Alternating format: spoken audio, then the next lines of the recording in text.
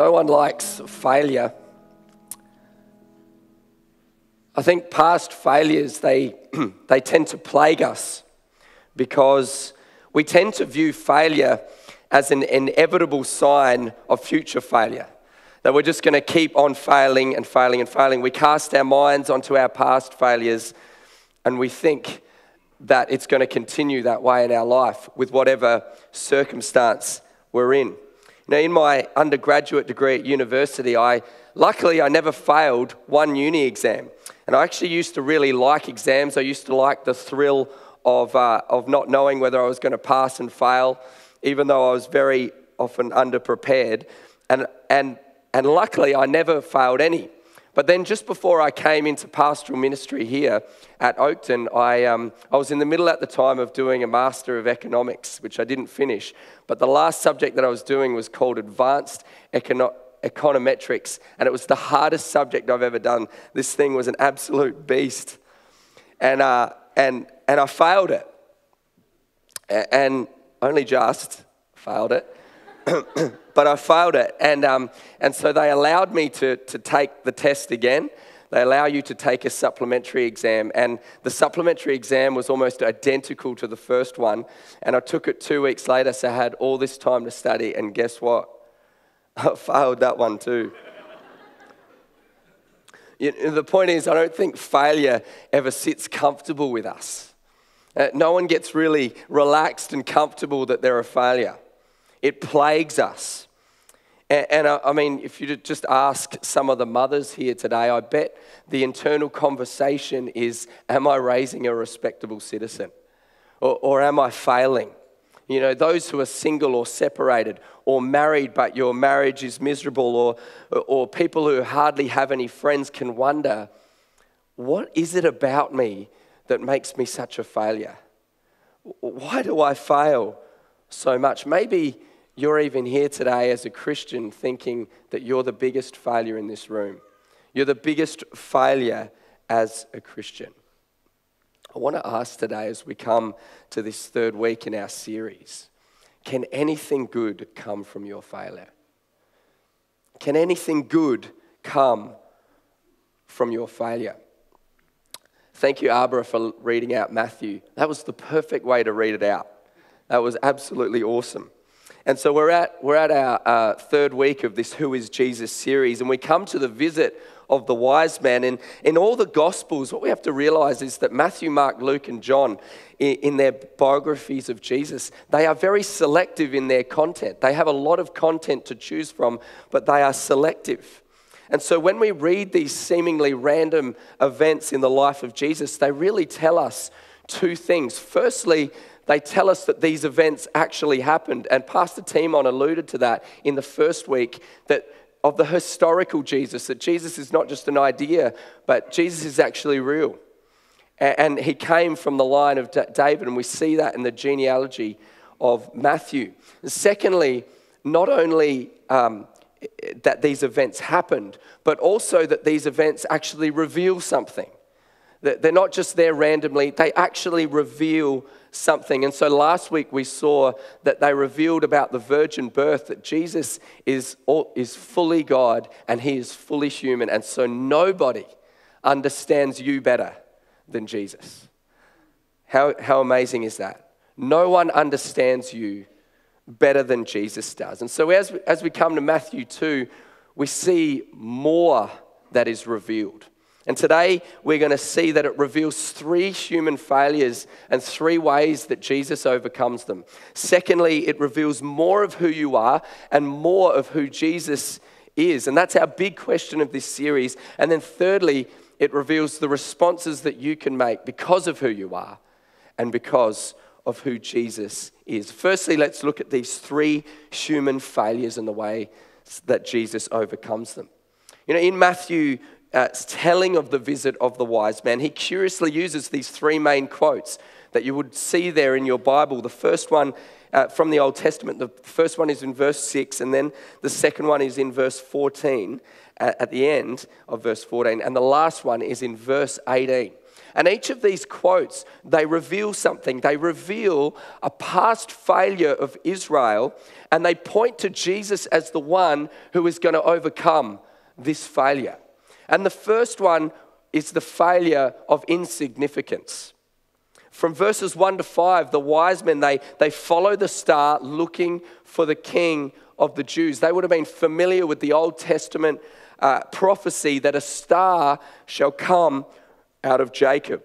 Now, often when we think about Jesus' birth, we think that night after Jesus was born, that the wise men just were there that night. But in actual fact, this is some 2 years later. So this year, when you're setting up your nativity scene, you can put Mary and Joseph and Jesus in the lounge room, but the wise men, they need to go in the hallway because they're not there.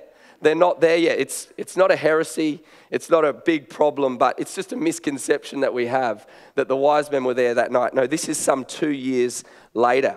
And so on the way, they stopped to see King Herod in Jerusalem to ask him about the whereabouts of Jesus. They don't know the story about King Herod. They just kind of cluelessly ask Herod where Jesus is.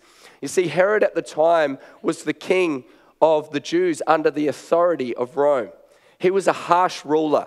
He killed his wife. He killed his children. He was a power-hungry king.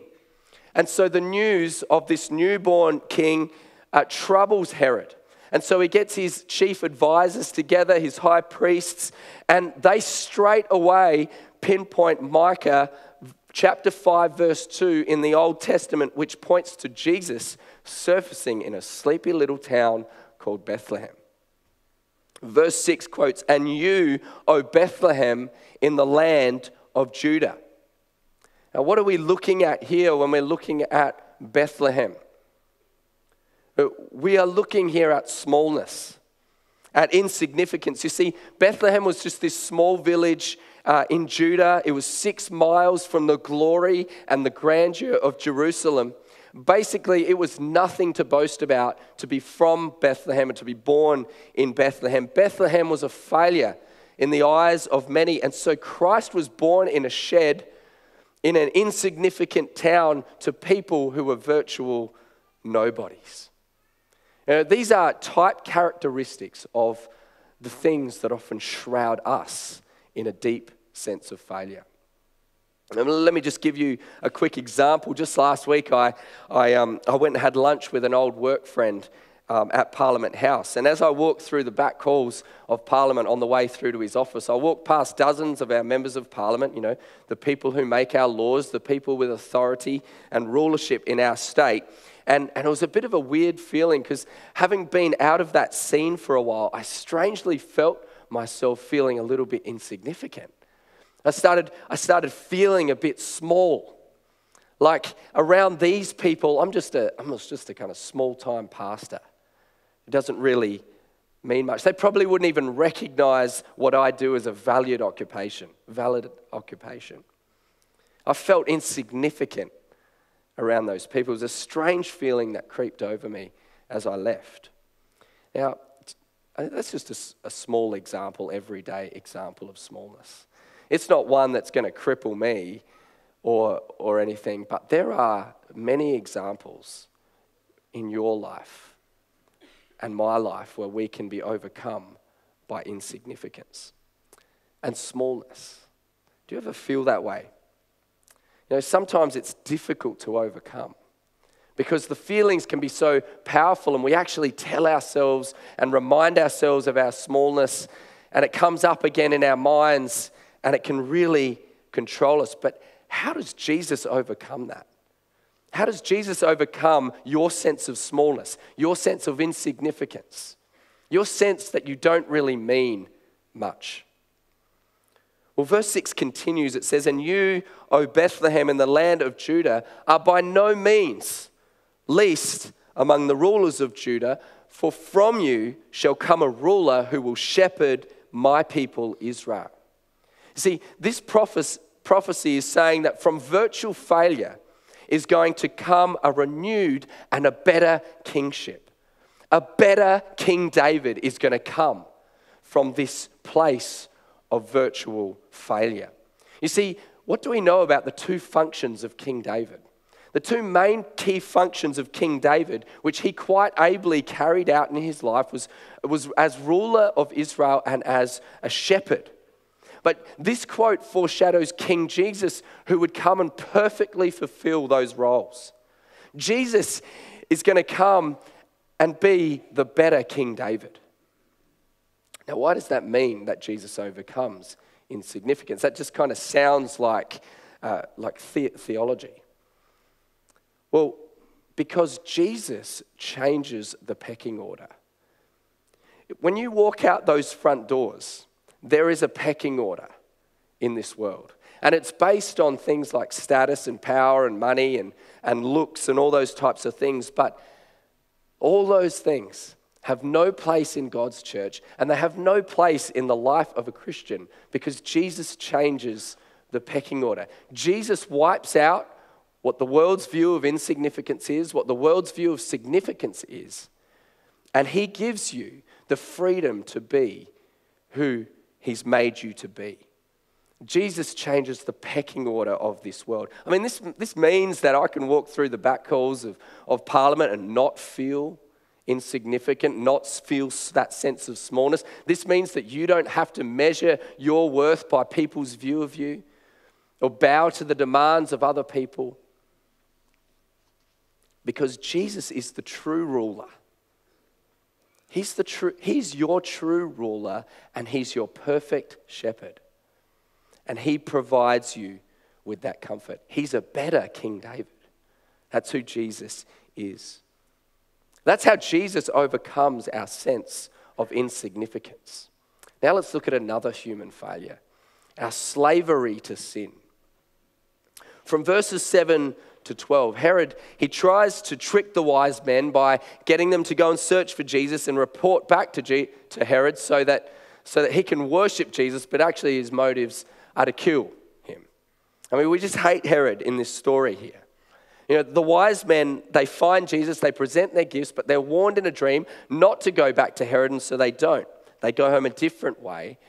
But then from verses 13 to 15, we see Mary and Joseph re-enter the story again, and an angel of the Lord tells Joseph to flee and go to Egypt because of what Herod is about to do. He's about to kill all the male children in Bethlehem and hopefully in the process kill Jesus.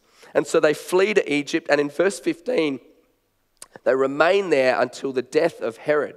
And then Matthew makes this comment here. He says, this was to fulfill what the Lord had spoken by the prophet, out of Egypt I called my son. Another Old Testament reference here. You see, Matthew is picking up from Hosea. Hosea chapter 11, verse 1, where it says, when Israel was a child, I loved him, and out of Egypt I called my son. What we see is, in actual fact, this isn't a prophecy as such. Hosea is actually reflecting back. He's reflecting back to Israel's exodus from Egypt, where Pharaoh had enslaved the people and where Moses had led them out of slavery through the Red Sea. So Matthew's actually picking up this as a theological picture to say, in the same way that God called Israel out of slavery through Moses, Jesus will provide a way of escape from sin. You see, Jesus is not only the better David, who perfectly rules and who perfectly shepherds, he is also a better Moses, who doesn't just partially save you. Jesus doesn't just partially save us only for us to find ourselves in the wilderness. Jesus perfectly saves you into his family.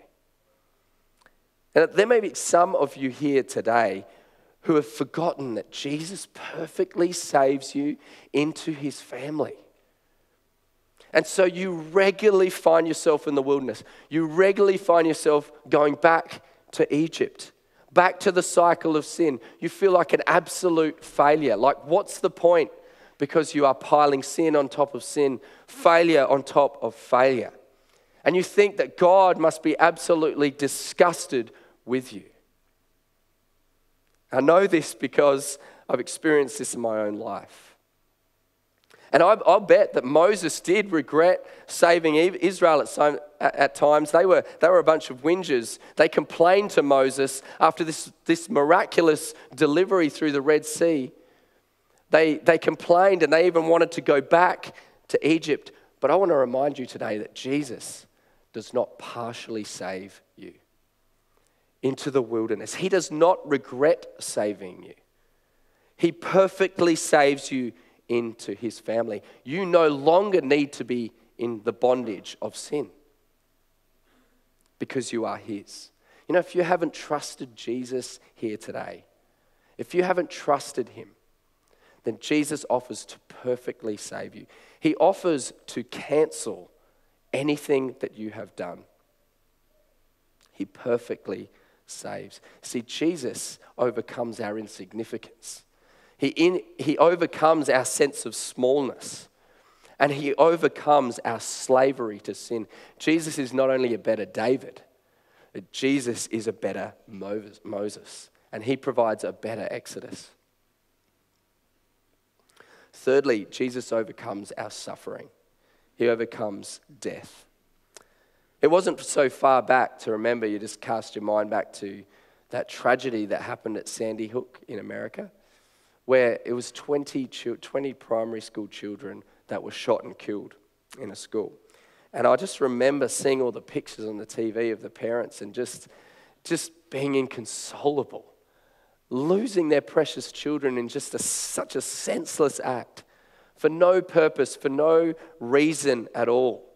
I mean, here with us as a church and having a school community, it's just a bit too close to home to think about what that would be like, that sort of impact on our community. Just sort of go there in your mind for a minute, but not too long, because it's awful. And this is the kind of massacre that happens here, that King Herod orchestrates in Bethlehem. It's estimated there would have been about 20 to 30 baby boys based on that population. And so Matthew here now picks up this quote from Jeremiah, and he captures this grief in verse 18. It says, "A voice was heard in Ramah, weeping and loud lamentations. Rachel weeping for her children. She refused to be comforted because they are no more." In Jeremiah, he's talking about a time where the people of God were exiled by Babylon and they were separated from their children. You imagine the anguish of this as children are separated from their parents, screaming. It's complete and utter anguish. And this is the same kind of scene that would have been happening. You imagine guards coming onto the town of Bethlehem and taking those children and killing them. It would have been horrific. And I kind of resonate with Rachel here, what her sentiments are. She refused to be comforted because they are no more. I reckon I'd be like that. I wouldn't want to be comforted with something like that. I wouldn't want to rest. I wouldn't want to be able to see clearly as much as someone tried to help me, because everything's just hopeless. What's the point? You just lost most precious things to you. What's the point? You know, our suffering can feel like this, right? What's the point? What's the point of this suffering? It's meaningless. You might be feeling like that today. You might be feeling like that, whatever circumstance you're in. You don't even want comfort. You don't want to talk about it. You don't want to raise it because everything is just hopeless. How does Jesus overcome that? How does he overcome our suffering? Well, the hope is actually seen in the verses in Jeremiah that I'll read out for you. It says, "This is what the Lord says." This is the verses following Rachel's cry. "Keep your voice from weeping and your eyes from tears, for the reward of your work will come, declares the Lord. There is hope for your future, declares the Lord." This is a hopeful declaration. And it's pointing forward to Jesus, who both escapes death as a baby, but then, as we know, he defeats death. When the Jews finally kill Jesus on the cross, Jesus overcomes it. He's resurrected on the third day. Matthew is using the Jeremiah picture to show that just like the exile was intended to wipe out Israel as a nation, it was intended to dismantle Israel as a nation, so the attempt on Jesus' life as a baby was supposed to wipe out God's anointed deliverer, God's anointed one, but it failed. It failed, and it failed 33 years later when they tried to kill him again. But he overcame death by rising again. You know, Rachel and the mothers of Israel, they couldn't see that. They couldn't see that right there in their great grief, but we can see the hope in our suffering. Because Jesus has come fully God and fully man. He understands our suffering, and he has defeated death, and we serve a risen Savior who brings hope, declares the Lord. It means that your suffering is not meaningless. I just love listening to John Piper on this, what he says about suffering. He says it's not meaningless. Don't say it's meaningless. It is working for you an eternal weight of glory. Therefore, do not lose heart. But take these truths and focus on them day by day until your heart sings that you are new and that you are cared for. You see, Jesus, he overcomes our sense of insignificance. He overcomes our slavery to sin, and he overcomes our suffering, and he overcomes death. You know, this is saying more about who you are, and it's saying more about who Jesus is. Now, I remember going in to Brian one day, sitting down some time ago, and I remember sitting down with him and telling him some of my struggles, and it was actually some sin and some things in my life, and I was grieved over it before him, and as I just shared it with him, it was interesting. One of the first things Brian said is, "Don't be too shocked. Because you are actually a failure. You're not that good, Andrew." And I thought, that's true, isn't it? That's what this is saying. It's actually saying, you are a failure. But Jesus is your overcomer. That's what Matthew is showing his readers. You are a failure. But Jesus is your overcomer. Who is Jesus? Jesus is the king who descended from King David. He saves us from his sins. Jesus is fully God and fully human. He understands us. But you know what? Jesus is the fulfillment of God's plan to overcome human failure. To overcome failure. Jesus is our overcomer. You know, the great storyteller Mark Twain, he wrote about this recurring dream that he would have. And this dream was basically him lying on his bed, and all of a sudden he would feel the weight of this massive Bible just falling on his chest and crushing him and giving him a sense of suffocation. And the point is, right, if you read the Bible as just a bunch of different stories that just establish human morality, that just establish our morality, then it will always crush you. It will always crush you because all it will ever do is reveal your failure to measure up. But if you read it through the lens of Jesus as the fulfillment of God's plan to overcome our failure, then that brings you to the hope of the gospel. That brings you to the place of what Jesus has done for us on the cross. By dealing with our insignificance and dealing with our pain and our suffering,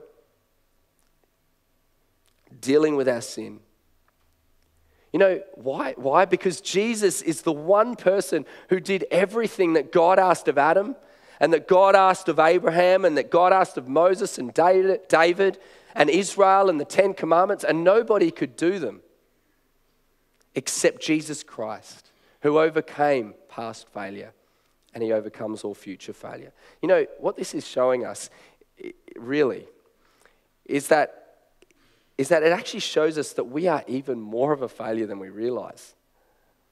I mean, it sort of sounds a bit offensive to say it, but we are more dependent on Jesus than we even realize. And that's what this text is showing us. It's what these Old Testament quotes point to. But it's actually the most freeing realization that you can have. Because all of a sudden you're living your life unto the perfect ruler and the perfect shepherd who provides perfect comfort and the perfect way of escape. Jesus is the better David. He's the better Moses. And he perfectly saves all those who respond to him. So how will you respond to him? Because we actually see some response in here, in this text to Jesus. They're actually the first responses to Jesus ever. And there's 3 of them. And the first one is King Herod. And the first response is self-interest. All Herod wants to know is, if Jesus is supposed to be king when I'm king, then I want to get rid of him. How do I get rid of him? He disguises his motives to kill Jesus by saying he wants to go and worship him. I mean, King Herod is the easiest person to hate. He's self-interested. He's a scumbag who kills people without even thinking. We hate Herod. And he tries to wipe out our Savior. The only problem is, do you ever approach Jesus out of self-interest? If Jesus overcomes my illness, then I'm interested. If Jesus overcomes my singleness, I'm interested. If he fixes my marriage, I'm interested. If he gets me a job, some friends, if he flourishes my ministry, then I'm interested in Jesus. You see, every person in this room has a little bit of King Herod in them. Every person has just a little bit of residual hostility in our hearts to Jesus. And it plays out when we use Jesus just for selfish gain. I just want Jesus to overcome my problems. All of us have to deal with that residual King Herod. That's what we're always dealing with. You realize that's the source of all our sin and all our problems, is because we're always dealing with the residual King Herod that's in our heart, that makes us want to be king, makes us want to be king of our lives, and blankets Jesus, blankets his influence, his indwelling in our lives. Right now, with whatever you're facing, be honest with yourself. Are you using Jesus for self-interest? Do you just want Jesus to overcome your problems and that's about it? Yeah, in fact, and once your problems are over, you actually just don't need him anymore. The amount of times I do that. The first response is self-interest. The second is disinterest. The scribes and the Pharisees, their first response to Jesus is disinterest. You know, when the wise men ask where Jesus is to be born, they know straight away. They go straight to Micah 5 verse 2, that he's going to be born in Bethlehem. And it says that Herod was stirred up. He was concerned about this at the birth of the king, and the city of Jerusalem was stirred up about this too. But notice that in this account, nor in any other account, in any other gospel, there's no indication that anyone else went to Bethlehem to see, including the Bible scholars who were so sure of his birthplace. No one went to investigate. No one except self-interested Herod took it seriously. They were disinterested. No wonder when Jesus was 12 and he was speaking in the temple, things beyond his years, they all kind of questioned each other. Isn't this the son of the carpenter? Isn't this Mary and Joseph's son? And they missed Jesus. Totally. Because they were disinterested. They knew the Old Testament scriptures, but they did not know Jesus. Are you disinterested in Jesus? Are you sort of saying, I don't need Jesus at all to overcome anything in my life? You have no need for him. You're disinterested in him. Maybe you've even found a place in this church. Maybe you've started to learn a bit of the lingo. But do you know him?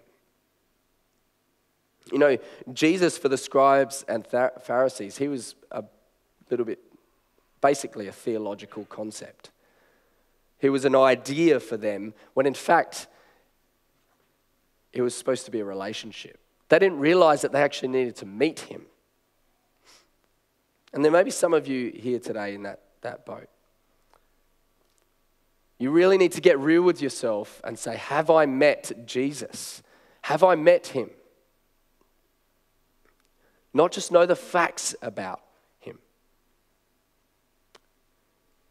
Well, lastly, the wise men's response to Jesus is genuine interest. It's devoted interest and then worship.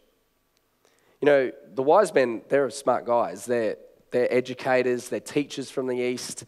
They're academics, but what really makes the wise men wise?